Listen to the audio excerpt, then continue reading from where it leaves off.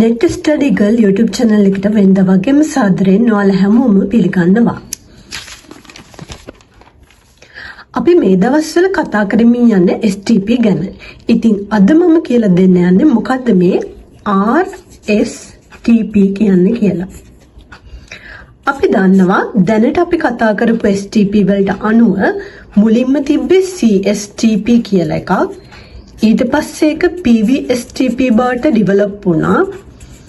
එතකොට තවත් ඩිවෙලොප් වුණු ආකාරයක් තමයි RSTP කියලා කියන්නේ. අපි අද බලන්න යන්නේ RSTP වලයි STP වලයි වෙනස මොකද්ද? මොකද්ද මේ දෙක අතර තියෙන කම්පැරිසන් එක කියලා. RSTP කියන නමේ තේරුම අපි මොකද්ද කියලා බලමු. R කියන්නේ Rapid Spanning Tree Protocol.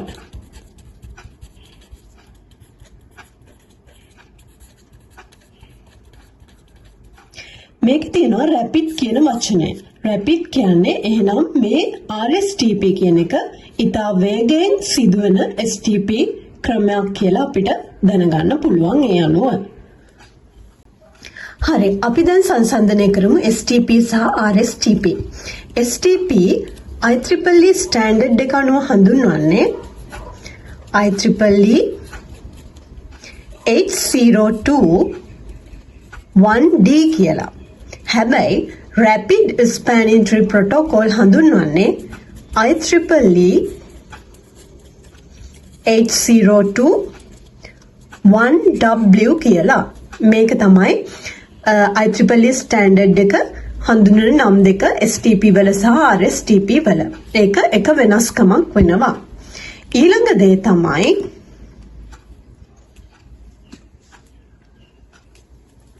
අපි දන්නවා STP එහෙමත් නැත්නම් PVSTP ගත්තත් ඒක by default enable වෙනවා Cisco switches වල. එහෙනම් අපි කියනවා by default enabled in Cisco switches. හැබැයි මේ RSTP කියන එක by default enable වෙන්නේ නැහැ. අපි ඒක config කළ යුතු වෙනවා. We have to config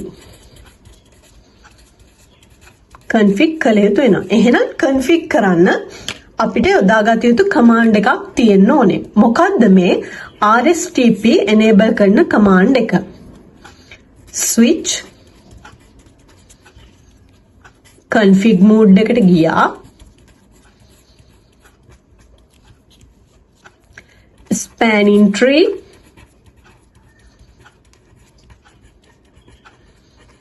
mode rapid PVST මෙන්න මේක තමයි command එක.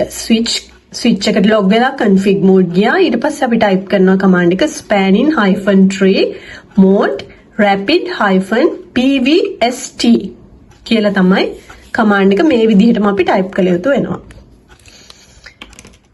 අපි switch එකට log වෙලා show spanning tree කියන command එක ගහලා බැලුවොත් අපිට සාමාන්‍ය STP නම් අපි දාලා තියෙන switch එකේ අපිට IEEE කියන STP protocol එක වැටලා තියෙන්නේ කියලා තමයි පෙන්වන්නේ. මේකේ පෙන්වන්නේ IEEE කියලා. හැබැයි අපි මෙන්න මේ command එක use කරලා ඒ switch එකට RSTP දාලා තිබ්බොත් අන්න ඒ අවස්ථාවකදී අපි show spanning tree කියන command එක ගහලා බැලුවොත් අපිට පෙන්නනවා ඒ switch එකේ enable වෙලා තියෙන්නේ spanning tree protocol එක විදිහට RSTP කියලා. මේක පෙන්නනවා IEEE කියලා, මේක RSTP කියලා. ඒක අපිට packet tracer එකේ මේ command එක ගහලා බලලා show spanning tree ගහලා බැලුවාම දැක ගන්න පුළුවන්. ඊළඟට අපි දැනගත යුතු වැදගත්ම දේ වෙන්නේ port status ගැන. STP වලට අදාළ port status ටික අපි දන්නවා. මොනවාද? port status ටික ගත්තහම blocking තප්පර 30යි, listening තප්පර 15යි, learning තප්පර 15යි, ඊට පස්සේ forwarding mode එක.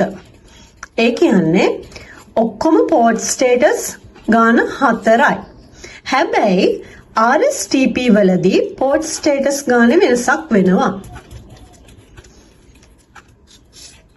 RSTP වලදී මේ blocking listening කියන දෙකටම discarding කියලා එක port status එකක් තමයි පෙන්눔 කරන්නේ.